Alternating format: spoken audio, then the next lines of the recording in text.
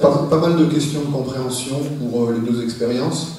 Peut-être ça permettra de commencer aussi l'échange ici avec la salle. Mais donc pour Baptiste, des questions très simples et moins simples.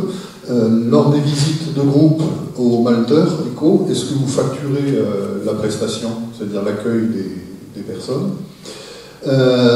Une autre question, l'activité des Malteurs Eco est-elle à l'équilibre aujourd'hui? Quel est le volume de financement public dans l'équilibre financier? Je te laisse répondre sur ces deux-là d'abord, et avant de passer aux suivantes. Facturation des visites et des formations, on est très très mauvais dessus ça. Quand la MGC était venue, il avait participé parce que c'était 60 personnes, c'était un gros groupe, ça prenait 2 personnes, voilà. Mais voilà. Et quand il y a de la formation qui vient, on n'a pas encore formalisé trop ce volet-là. Du coup, les facturations seront, voilà. S'il y a un financement par emploi ou le moyen de nous rémunérer, on facture quelque chose. Et sinon, les gens, quand ils passent une semaine à Malteur Eco, ils contribuent aussi à la production. Voilà, il y a un échange dessus. Donc ça reste un élément à travailler dessus et qui va être d'autant plus pressant parce que le volet économique est compliqué. Donc dans notre prévisionnel initial, on avait prévu genre monter de 200, 400, 600 tonnes en 3 ans de production avec un seuil de rentabilité à 600 tonnes. En ordre d'idée, une malterie industrielle, le seuil de rentabilité est à 40 000 tonnes. Donc nous, on aurait eu 1000 tonnes à vendre localement, mais 39 000 tonnes à vendre sur les marchés internationaux. Et donc un prévisionnel très très optimiste. Où on a eu la chance d'avoir des financements publics immatériels, donc les 2 temps pleins, les 3 temps pleins de Marie-Guillaume et moi ont été pris en charge 1 an et demi, quasiment 2 ans avec le Fonds Avenir Bio et le Conseil régional Rhône-Alpes, et un financement à 40% sur quasiment l'ensemble du matériel.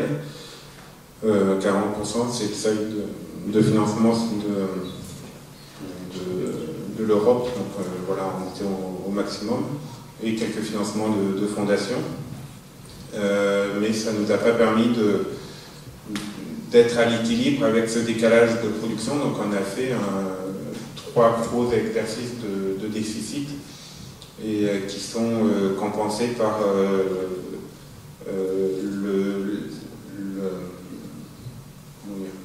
il y a une partie du capital social de la coopérative qui est là, mais il y a aussi des ententes sociétaires qui confortent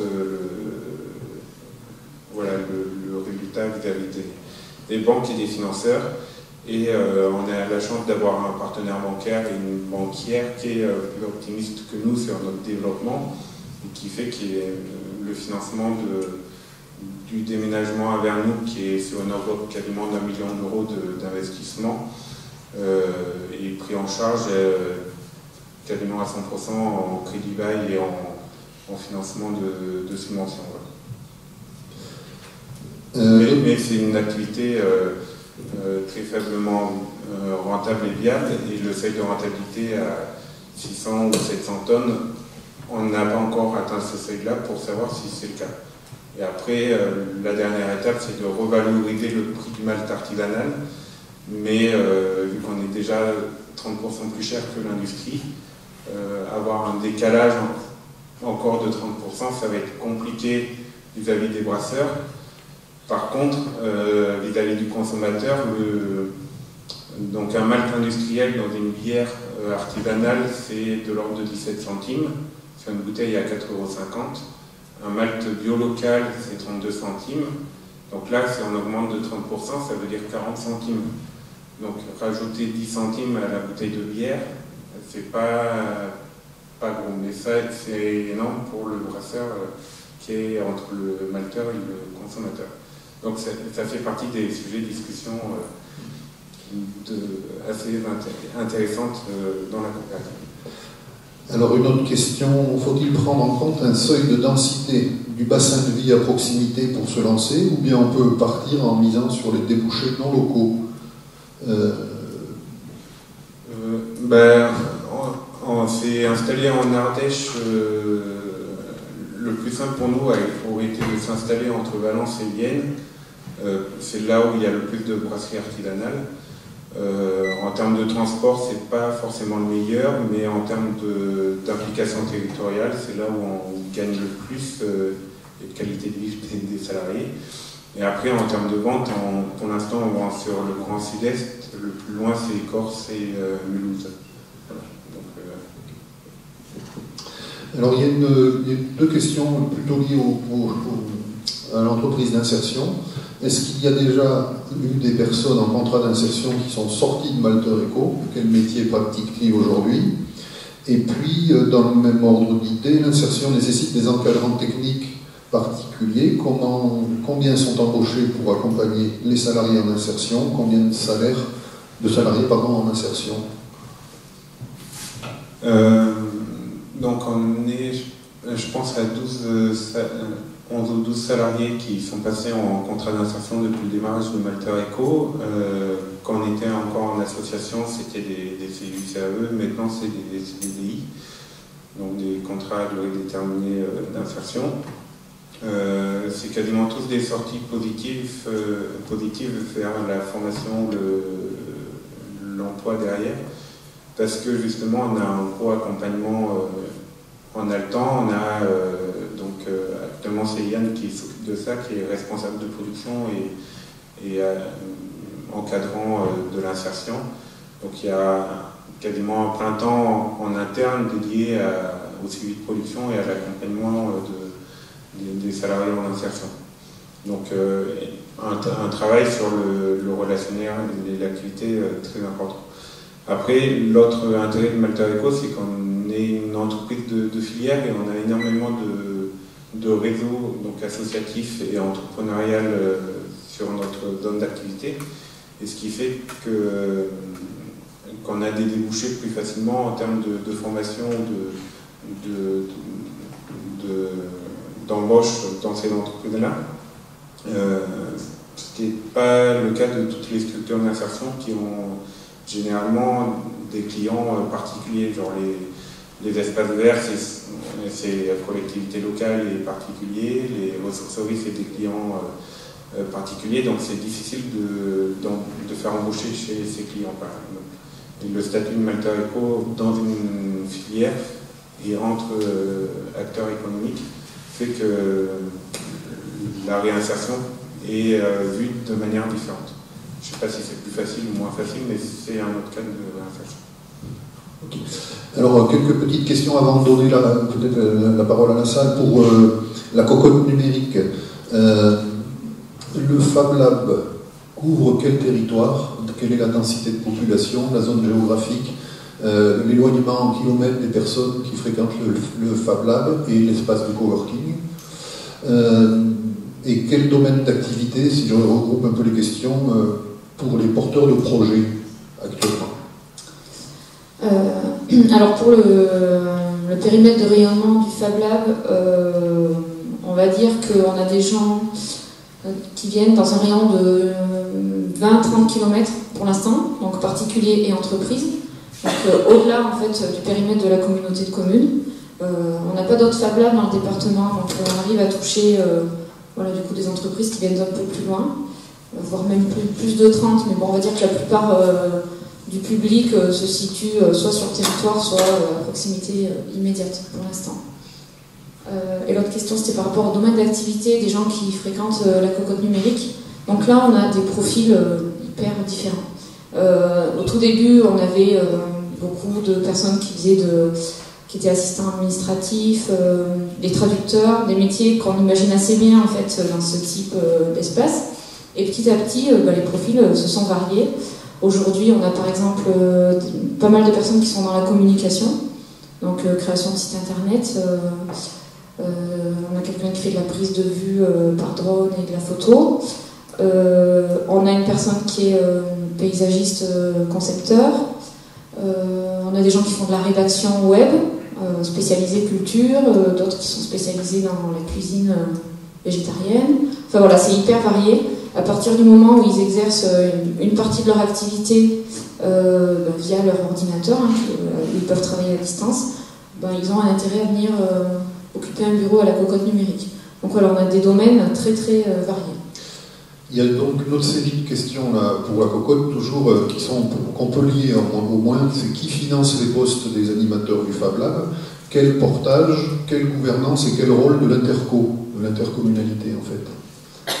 Donc pour l'instant c'est la communauté de communes qui a financé, qui a monté le projet collectivement, comme j'ai expliqué tout à l'heure, avec des groupes de travail, entreprises, habitants, mais c'est la Comcom qui a porté le projet. Et c'est la Comcom qui finance aussi les postes. Alors il y a eu des aides, parce qu'on a un contrat aidé et puis une personne en service civique.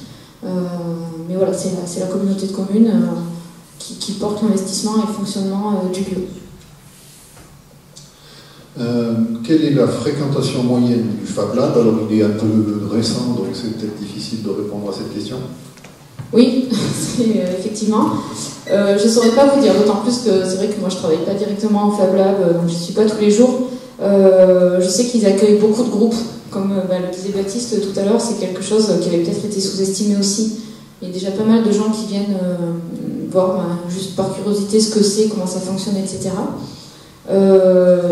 Ils ont, je l'ai expliqué tout à l'heure, une journée dédiée aux entreprises le lundi qui fonctionne assez bien. Ils accueillent pas mal de scolaires. Donc voilà, je pense qu'il y a une fréquentation qui est satisfaisante pour un début, mais je ne saurais pas la chiffrer pour l'instant.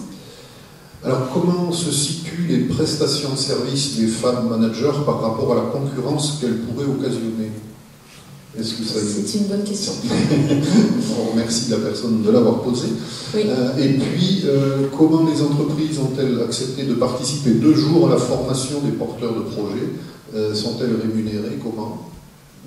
Voilà, donc du coup, c'est 2 choses différentes. Par rapport à la première, le positionnement des prestations du Fab Lab, les Fab Managers ne proposent pas de prestations qui existent en local. C'est-à-dire que suite à la consultation des entreprises qu'il y avait eu en amont du projet, on a pu voir que certaines entreprises commandaient des prototypes à je ne sais combien de kilomètres. Par exemple, une bijoutière qui faisait faire ses prototypes, je crois que c'était à Mulhouse ou à Strasbourg. Voilà, non, on lui propose de le faire sur place. Y a pas, au niveau du dimensionnement des machines aussi, il n'y a pas de machines qui permettent de fabriquer d'objets en grande série. Donc il n'y a pas vraiment de concurrence par rapport à un prestataire privé. Pareil pour tout ce qui est adhésif.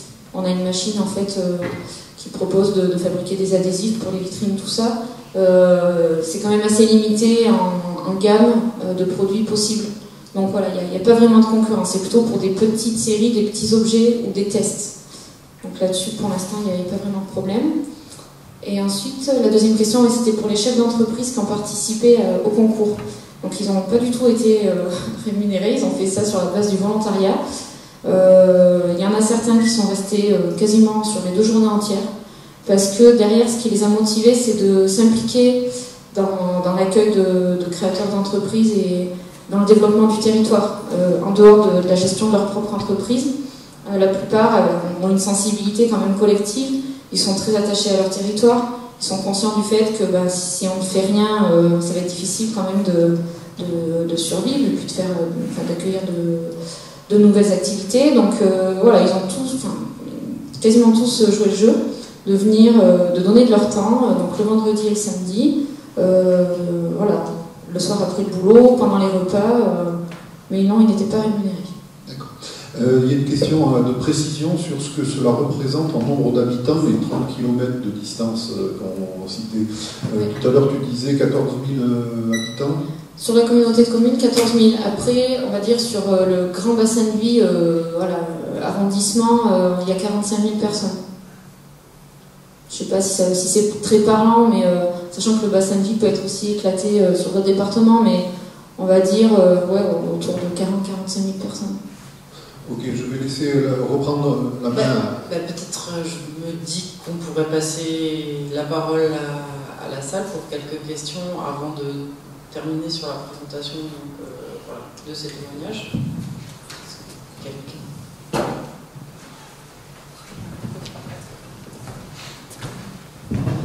Oui, bonjour. Moi, par rapport à la malterie, ce qui m'intéressait, c'était de savoir, vous vous approvisionnez comment en blond?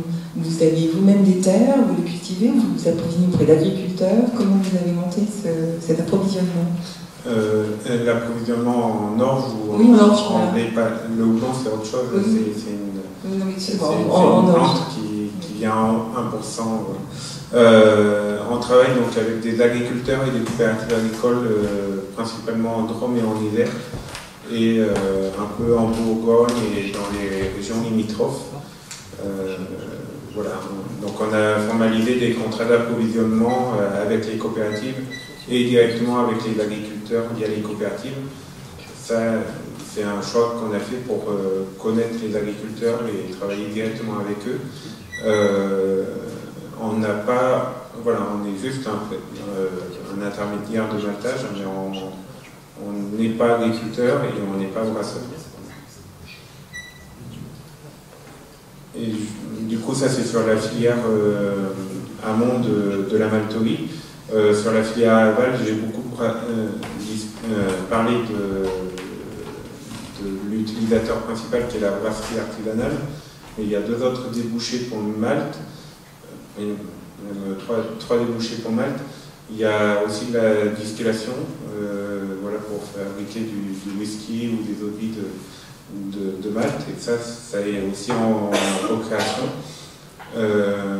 Il y a la meunerie pour utiliser le malt en alimentation, pour faire des farines qui donnent un goût discuté, voilà. Ça, on n'a pas du tout de clients de ce côté-là. Et le troisième débouché, c'est en alimentation animale, si le malt est vraiment pas bon. Le malt et le radicelle qui sont un des rebuts de la malterie, qui sont très protéinés. Donc il y a ces trois débouchés-là qui, voilà, j'en ai pas parlé parce que c'était pas l'entrée de la création de malterie. Alors, il y a d'autres questions de compréhension de détail. Il y aura un temps d'échange un peu plus conséquent après, mais comme vous voulez. Oui, bonjour.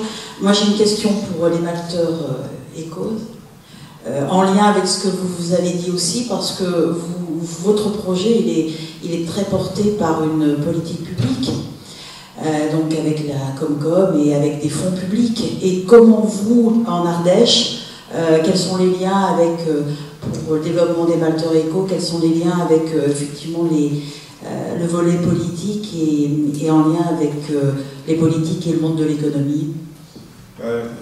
Donc il y a eu des gros financements État, donc l'agence bio ou la directe sur l'insertion, le conseil régional. On a eu un soutien du conseil général d'Ardèche jusqu'à la dernière réforme territoriale où maintenant ils ne font plus d'économie, ils n'interviennent plus. Et donc les nouveaux locaux à Vernoux, c'est la communauté de communes qui a racheté les locaux, qui a fait les travaux d'aménagement, donc des bureaux, et voilà, nous on apporte les machines, mais dans des locaux tout propres. Et voilà, c'est la communauté de communes qui prend le risque d'investissement sur un temps dans l'immobilier.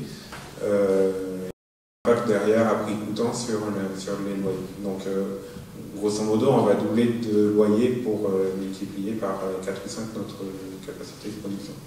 Donc c'est un soutien non négligeable de la part de la communauté de communes. C'est une dernière question, oui. Oui, bonjour, moi j'avais une question pour Angélique à propos de l'espace de coworking.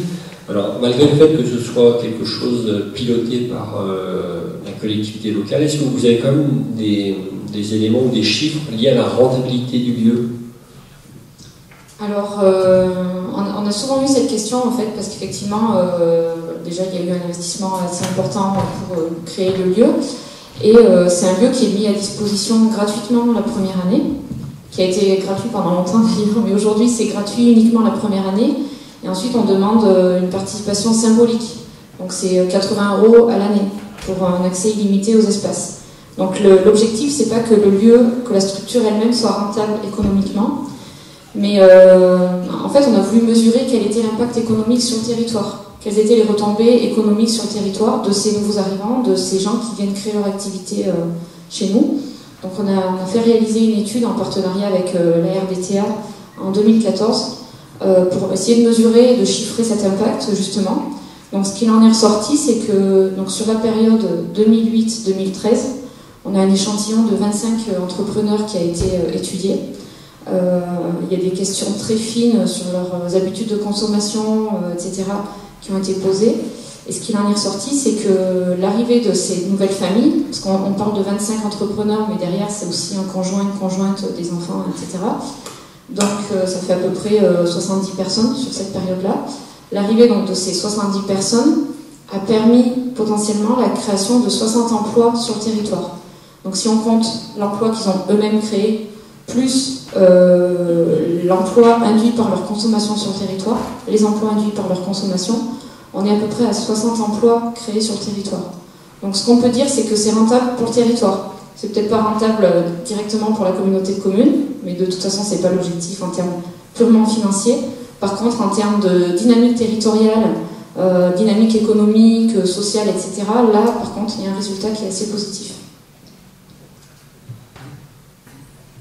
Merci pour ces réponses. Peut-être avant de passer la parole à Pierre-François, Angélique, Baptiste, est-ce que vous vouliez peut-être ajouter quelque chose sur, en prenant avec un petit peu de recul finalement, si vous deviez dire en quelques mots, sur quoi repose le succès de votre entreprise, au sens avoir créé quelque chose avec un petit peu de recul, donc une dizaine d'années pour la cocotte et quelques années pour Malter Eco. Alors, uniquement pour l'aspect coworking, on va dire, parce que pour l'aspect Fab Lab, j'ai peut-être pas assez de recul encore pour en parler, mais ce qui a fait en fait que la mayonnaise a pris, c'est le fait qu'il y ait une animation sur place. Nous, en fait, tout se trouve dans le même bâtiment. Déjà, on est un centre-bourg. Alors, c'est un bourg de 2000 habitants, mais bon, c'est le bourg principal du territoire, avec l'accès facile au commerce, écoles, services, etc. On a la maison des services au rez-de-chaussée, les bureaux de la Comcom au premier étage et l'espace de coworking au deuxième étage. Donc c'est un lieu qui est vivant, qui est animé. Moi, mon bureau se trouve juste en dessous, donc je monte tous les jours les voir. Et ça, on s'est rendu compte que l'animation du lieu, c'est vraiment primordial pour sa fréquentation. Si on avait proposé exactement les mêmes bureaux, mais isolés dans, je sais pas, une zone artisanale, 100 personnes sur place, ça aurait peut-être moins bien fonctionné. Donc ça, c'est quand même déjà la clé. Et ensuite, il y a aussi l'aspect rencontre, réseau, qui est hyper importante. Petit à petit, on essaye de vraiment à la fois nous intégrer dans un réseau d'acteurs qui est existant, un écosystème autour de l'accompagnement de porteurs de projets, de start-up, etc. Et puis, on essaye aussi en local de fédérer notre propre réseau, j'en parlais tout à l'heure, d'entreprises, etc. Et ça, on se rend compte que c'est hyper important parce que les gens viennent là vraiment pour faire partie d'un réseau. Je ne vais pas dire d'une communauté, c'est peut-être plus vrai pour le Fab Lab, pour l'aspect communauté, mais en tout cas pour l'aspect coworking, voilà, c'est aussi primordial d'avoir cette animation et ce réseau derrière.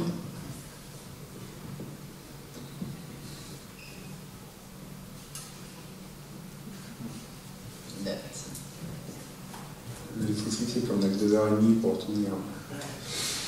En analysant, pour moi, il y a 4-5 éléments. Il y a on est arrivé à un bon moment. En fait, un an avant, ça n'aurait été pas possible de créer Malter Eco. Il n'y avait pas suffisamment de brasseurs Oranal. Voilà, il n'y avait pas tout ça qui était fait. Il y a le parcours des fondateurs, donc Marie-Guéant et moi, où on a fait de l'éducation populaire, on est du rural, on a fait de la coopération, de l'insertion, voilà. Moi, j'ai une licence de compta gestion. Voilà, là, c'était une synthèse de nos parcours qui a fait que voilà, ça a accroché. Autant faire du malt, c'est pas très. Voilà, on a appris à prendre du plaisir à faire du malt, à faire de la graine germée en grosse quantité. Après, derrière, la filière brassicole est une filière très très conviviale, donc un réseautage très très facile derrière. Voilà, la bière c'est convivial, donc ça a été un élément aussi important. Un autre élément, c'est c'est aussi le terreau d'accueil, les collectivités locales, les brasseurs amateurs, des sympathisants qui ont cru en notre projet dès le début. Voilà un territoire où